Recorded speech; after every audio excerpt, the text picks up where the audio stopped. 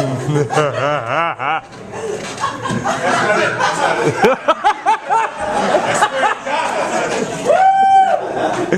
hope that was it.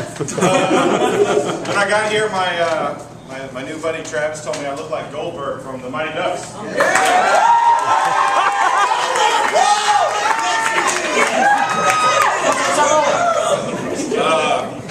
And now I'm going to move on to the comedy. Sorry.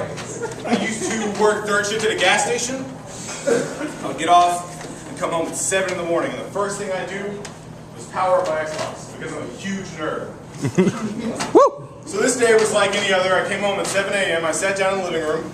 My brother was with me, and playing the game. And my mom busted through the door. My brother recently stayed out very late, which was abnormal for him to stay out late without me or his other friends. So she asked him, "What were you doing last night?" He said, "I was with my girlfriend." My mom hates women. Very important to the story. She fucking hates every one of you in here. She thinks that all women want to do is have sex and get pregnant at a really early age.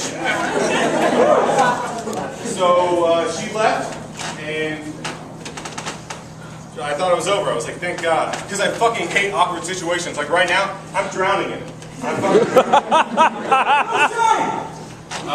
So she disappeared, and just a few minutes later, she came back. It was like stark silence. It was like a Quentin Tarantino movie. And she's looking at me, and I'm sitting on the floor praying to God, who I never pray to. That she just, she has something to ask me, and it's just going to leave my brother out of it.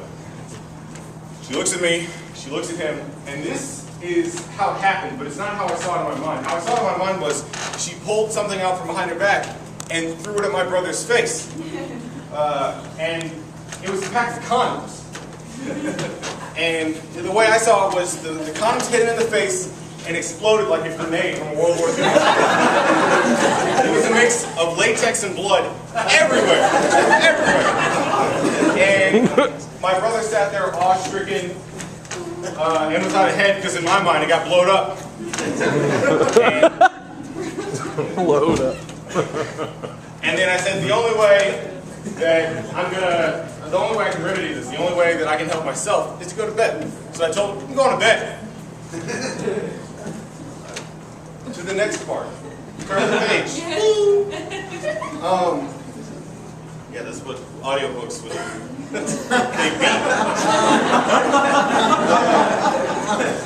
A few weeks ago, I was driving down the road. And where I live, a lot of deer like to jump out into the street.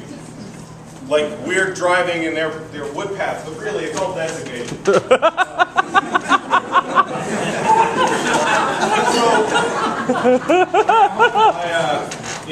I was curious about deer. Like 74,000 deer every year die by vehicle. They're struck by a vehicle. And some of those are probably an accident, but I think that a lot of deer just like committing suicide.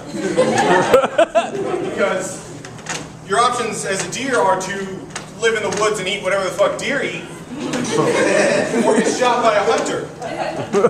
So, I'd fucking kill myself too. And then I started thinking, what if Dr. Dolittle hit a deer?